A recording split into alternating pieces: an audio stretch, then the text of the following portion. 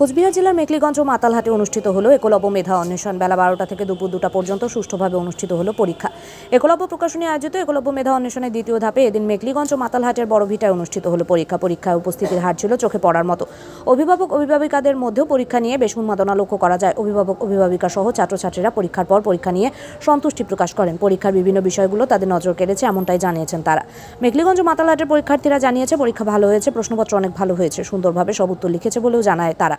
একজন অভিভাবক জানান, পরীক্ষার প্রশ্নপত্র যেভাবে সুরক্ষিতভাবে আনা হয়েছে, আমাদের স্বাক্ষর নেওয়া সহ আমাদের সেই প্যাকেটগুলো সুন্দরভাবে দেখানো হয়েছে। এরপর ক্লাসে প্যাকেটগুলো খোলা হয়েছে, এটা খুব সুন্দর লেগেছে। তাছাড়াও বাচ্চা পরীক্ষা দিয়ে বেরিয়ে বেশ খুশি, প্রশ্ন ভালো হয়েছে বলেই জানিয়েছে। আমরা খুশি, আগামী দিনে এই পরীক্ষা ফের আয়োজিত করুক সংস্থা, আমরা এটাই চাই। পার্থক্য তো অবশ্যই বোঝা গেল যে এটা চাকরির পরীক্ষা যেরকম হয় ওইখানেই প্রশ্ন ওইখানেই উত্তর। খুব ভালো লাগলো আমাকে, এবং এই স্কুলের কোনো শিক্ষক মশাইরা ছিলেন না, আপনারা বাইরে থেকে এসেছেন, আপনারাই পরীক্ষা নিলেন, খুব ভালো লাগলো এই জিনিসটা আমাকে। আচ্ছা, আর প্রশ্নপত্রের এই যে প্যাকেট খোলা এবং সেগুলো গার্জিয়ানের সামনে, এই বিষয়গুলো? হ্যাঁ, অবশ্যই আমরা সাইন করার পরে তারপর প্রশ্নপত্র খোলা হলো, এটা বিষয়ে খুব ভালো। পরীক্ষা দিলে আজকে একলব্য মেধা অন্বেষণ। আচ্ছা, কেমন লাগলো পরীক্ষা দিয়ে?